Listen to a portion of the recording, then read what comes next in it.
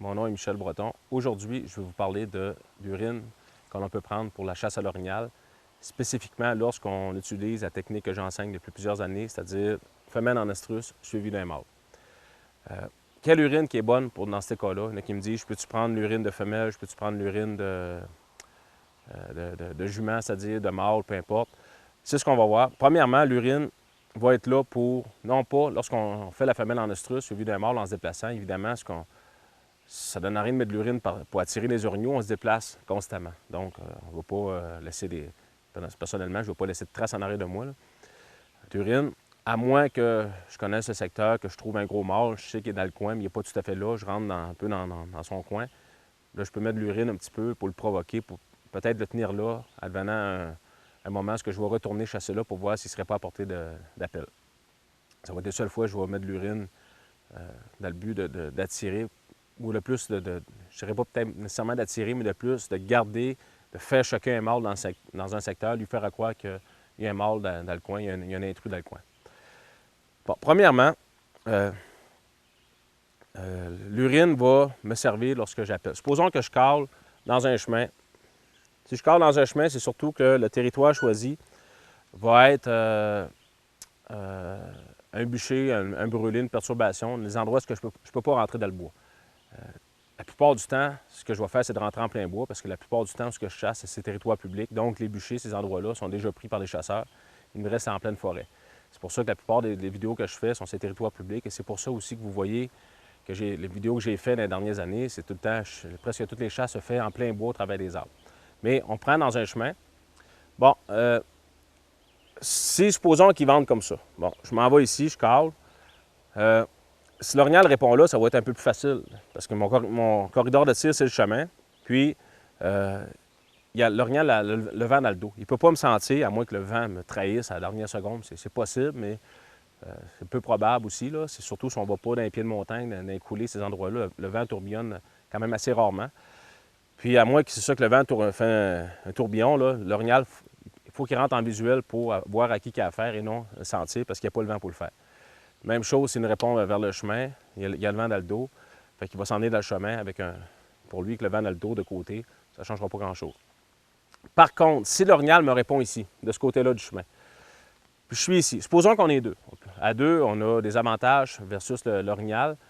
C'est que ce qui fait partir un orignal, c'est l'odeur humaine. On prend le vent pour nous, c'est la silhouette plus le mouvement. Surtout si on est tout seul, on fait des...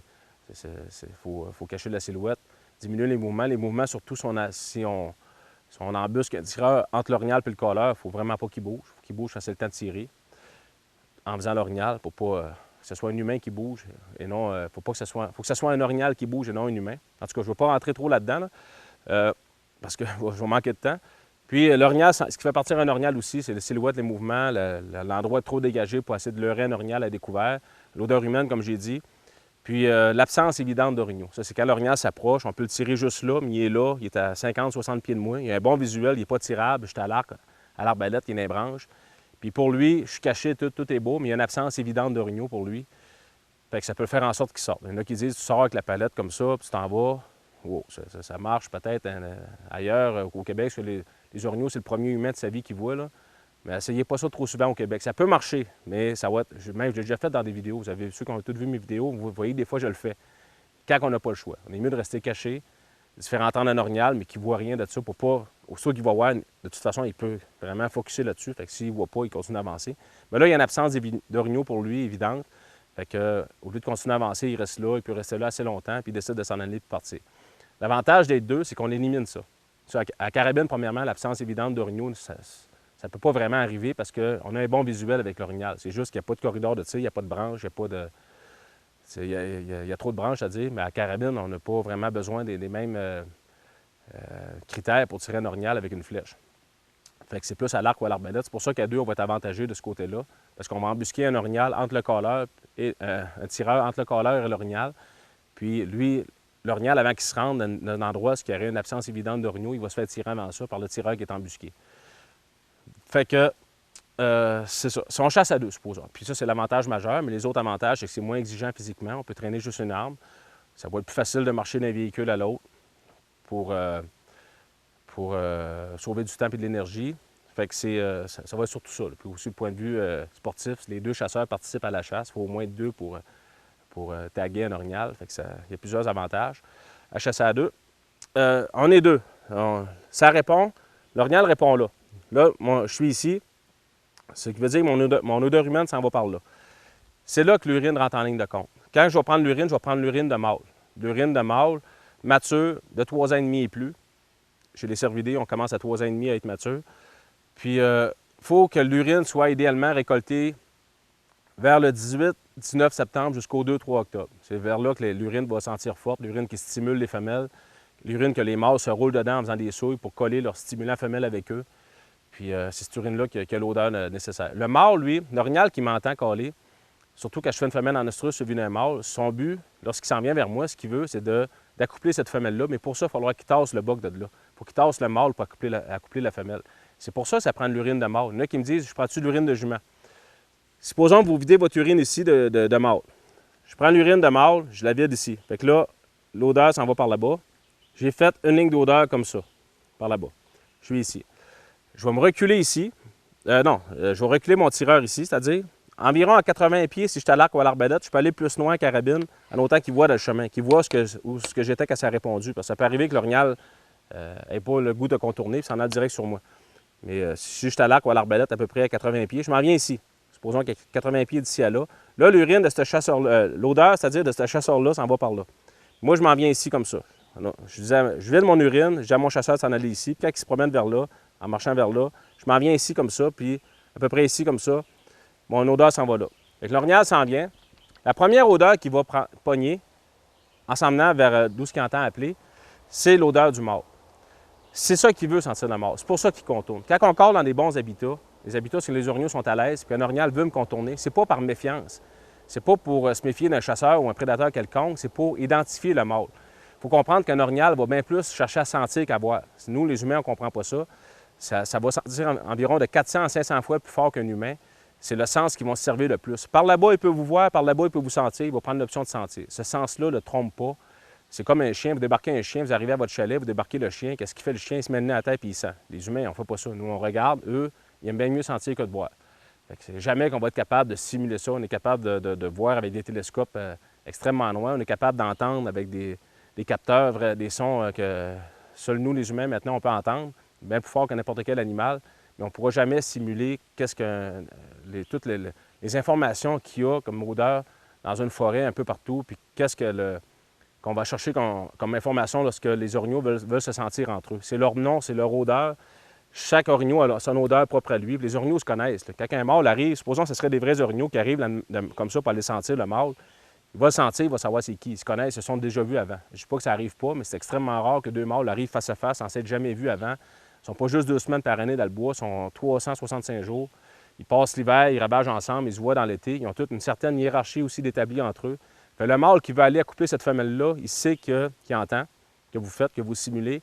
Il sait qu'il faut qu'il tasse le mâle de là. Fait qu'il veut savoir c'est qui ce boc-là, à qui il a affaire. Fait que, aller le sentir, c'est énormément d'informations pour lui. Fait que si vous videz de l'urine de jument, chez mon urine de jument même, c'est très bonne, très fraîche. Je ne parle pas d'autres affaires de synthétiques, des cochonneries de même. S'il vous plaît, là. Quand même, il ne faut pas exagérer non plus. J'arrive ici, l'orignal arrive là. OK, il a senti l'urine de jument, elle est très fraîche. Vous l'avez ramassée la veille. Mais il va continuer à contourner. Pourquoi il continue à contourner? Parce qu'il veut sentir le mâle. Il faut qu'il tasse le mâle de là avant d'accoupler la femelle. L'urine de jument, qui est de la bonne urine de jument, là. Je parle de vrai jument, là, qui a des phéromones, de l'estrogène dedans.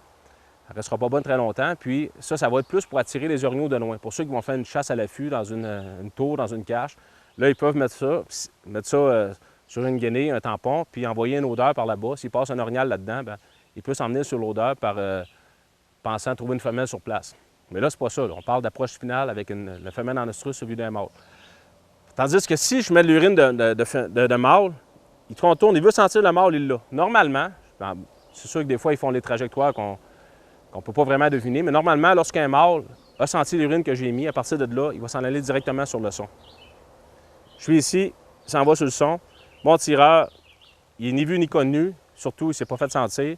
Personne ne s'est fait sentir. Tout ce que l'orignal a senti, c'est l'urine. S'il répond là, je vide l'urine aussi. D'un coup, si le vent, comme on disait tantôt, peut tourbillonner. Si je suis seul, surtout quand j'ai un vent pas très favorable comme ça, là, l'urine de mâle va vraiment m'être utile aussi, encore cette fois-ci. Je m'en vais par la bouche, j'arrête, j'écoute, je fais 40 pieds, j'arrête, j'écoute, je fais la femelle, j'arrête. Ça répond ici, je pogne mon urine, je la vide. Je crée une ligne d'odeur comme ça. Puis l'orignal s'en vient. Moi, je me recule à peu près jusqu'à 80 pieds, comme je disais tantôt. Sauf que si en me reculant, je vois il y a un chemin de skideur ici, que je peux passer une flèche peut-être à 40 pieds, 30 pieds, 40 pieds. Je reste là. S'il me reste d'urine, je la laisse là. Je la vide ici aussi. Fait que l'orignal s'en vient. Il peut sentir l'urine sortir comme ça. Il peut la sentir et arriver comme ça. Mais tout ça, c'est dans le but de faire sentir ce qu'il veut sentir pour qu'il arrête de contourner. De là, l'urine de mâle mature. Maintenant, comment est-ce qu'on ramasse ça, l'urine de mâle mature? La chose la plus dure, comme je dis tout le temps dans mes formations, c'est d'abattre l'orignal. Dans les dates que je parlais, c'est un mâle mature aussi. Ça peut arriver que l'urine soit complètement vide, comme j'ai déjà vu des fois 4-5 litres d'urine dans la vessie. 4-5 litres, en plus d'avoir tué un orignal cette journée-là, vous avez pogné le jackpot. Mais des fois, il va y avoir 2-3 onces, des fois 400-500 millilitres. En tout cas, dépendamment. Là, j'ai tué l'orignal, je vais vous dessiner un orignal. Il est mort, il est sur le dos, vous êtes en train de l'éviscérer. Bon, il y a plusieurs moyens de sortir l'urine de là. La technique que j'ai préférée à travers les années, c'est de... Premièrement, le bassin est fait comme ça ici. L'os du bassin, c'est environ de même, là, sans être parfaitement à l'échelle. Vous avez sorti le cœur, les poumons, le foie, la panse. Vous êtes rendu au bassin. Là, il y a de la viande par-dessus ça. Il y en a qui me disent prendre une seringue pour pomper l'urine. Si je ferais ça, pour moi, je serais encore dans le bois en train de pomper de l'urine. Ça va être beaucoup trop de temps, ben trop long, compliqué. Fait que je vais prendre une petite scie. Les petites scies qu'on peut prendre, c'est des scies à élaguer, là, les plus courtes qui plient, là, un peu comme je vous montre présentement. Je prends une scie comme ça, puis je coupe un bord ici du bassin. Parce que la plupart des chasseurs vont essayer de fendre ou de scier le bassin en plein milieu, ce qui est très dense, très dur comme de la roche. Puis quand même si vous réussissez à faire un trait de scie ou de fendre ça avec une hache, l'ouverture que ça va faire ne sera pas si large que ça parce que la vessie est juste en dessous ici. Fait que ce ne sera pas l'idéal. Fait que je vais, en plus d'être compliqué, je vais couper un bord ici, là, c'est pas très épais, en plus c'est troué. Je coupe ça, ça scie, ça va très vite, là, ces petites lames-là, ça coupe. Je coupe l'autre bord aussi. Une fois que là, c'est coupé, vous tirez dessus, il va s'arracher assez facilement. Là, vous allez avoir de l'ouverture chaque bord. La vessie, si elle est pleine, vous ne la manquerez pas, là, elle est juste en dessous de ça. Puis si vous avez de la misère à la trouver, pour ceux qui font ça pour la première fois, suivez l'urette, vous allez tomber sa vessie. Sortez la vessie de là, faites attention pour ne pas la percer après les os qui ont été, puis vous coupez aussi, après les os qui ont été coupés. Sortez-la tranquillement, puis mettez-la en pente pour pas qu'elle se vide. Quand vous revenez plus tard pour chercher de l'équipement pour sortir l'orignal, emmenez-vous des bouteilles d'eau. Videz l'urine, si on est deux, ça va bien. Il y en a un qui tient la vessie, l'autre, il coupe l'urette puis il vide ça dans des bouteilles d'eau. Ça va être aussi facile que de vider une gourde. Puis vos bouteilles, une fois arrivées au camp, mettez ça au frais. Après ça, vous arrivez chez vous, mettez ça dans le congélateur. C'est le moyen idéal. Puis l'année d'après, faites-le dégeler, elle va être encore bonne. C'est sûr que laissez-le pas chauffer au soleil. On peut mettre aussi de l'éthylène glycol pour essayer de la conserver. D'en mettre un petit peu. Le but du l'éthylène glycol n'est pas de remplir la bouteille non plus, là. Ça va être un bon agent de conservation. Puis, c'est ça. Ça va être l'urine. Une fois que vous avez cette urine-là, vous allez reconnaître l'odeur. Ça va vous aider dans vos chasses. C'est pas, je parle tout le temps de règles de base lorsqu'on chasse l'orignal. C'est pas une règle de base, c'est pas une nécessité, selon moi, d'avoir de l'urine. Mais c'est une très bonne carte d'atout. Comme je dis toujours, c'est une carte d'atout. Ça peut vous faire tuer un orignal que vous n'aurez pas tué si vous n'aviez pas eu d'urine. Fait que, maintenant, il y en a qui me demandent, OK, que je n'ai pas d'urine, qu'est-ce que je peux faire? Moi, je n'ai ici, avec un petit peu d'agent de conservation dedans, pas pour remplir la bouteille, pas pour vendre à des prix quand même assez dispendieux, de l'agent de conservation avec un petit peu d'urine dedans. Là. Non, elle sent vraiment l'urine. Les bouteilles que je me suis procuré pour vider mon urine dedans vont servir aussi d'un peu comme un petit thermos finalement. Là. Puis avec un très bon vaporisateur dedans, il y a 50 ml. Il y a de l'urine sur le marché qui se vend à 30 ml. Ces bouteilles-là ont 50 ml. Puis 50 ml, ça arrive environ ici, là, la bouteille. Puis avec un très bon vaporisateur. C'est une bouteille de qualité, c'est pas cheap, là. C'est pas vaporiser dans mes affaires, là, mais Ça fait un bon jet, ça ne salit pas les mains. Puis quand même, ça en est d'urine qu'il y a dedans. Là. Fait que c'est plusieurs. Pour ça, si, mettons, je fais ça, là, si j'ai un endroit, j'ai des arbres frottés, cornés de l'an dernier, je peux mettre ça après les branches de même. Ça peut être bon pour ça. Mais quand que je vais avoir une réponse, c'est pas le temps de ménager. Là, moi, ce que je vais faire bien souvent, c'est si l'orignal est prêt et il s'en vient, l'odeur me rappelle des souvenirs, je vais vider carrément mon urine. C'est sûr, je vais gaspiller, ça coûte, c'est assez dispendieux. Je la vide toute ou je peux en vider au moins la moitié si elle est pleine, en donnant une réponse. Mais je peux changer 50 ml pour aller en chercher 2 litres d'urine. Fait que là, c'est un bon pari finalement de mettre notre urine en jeu comme ça. Mais si vous voyez qu'il répond de loin, vous n'êtes pas sûr, attendez avant de vider l'urine. C'est pas de quoi qui est long à faire de toute façon. C'est pas de quoi qui va vous retarder dans votre approche finale. Si jamais vous voulez une bouteille comme ça, j'en ai disponible avec la... Vous savez très bien que je ne vendrai pas de cochonnerie puis je ne vendrai pas de bouteilles remplies d'agents de conservation. Elle sent vraiment l'urine. J'en ai pas des tonnes parce que ça ne pousse pas dans les arbres non plus. Si jamais il y en a qui en veulent, je vends ça une bouteille comme ça, 90 $, c'est pas mal de marché. Livraison complète, vous allez recevoir ça par la poste.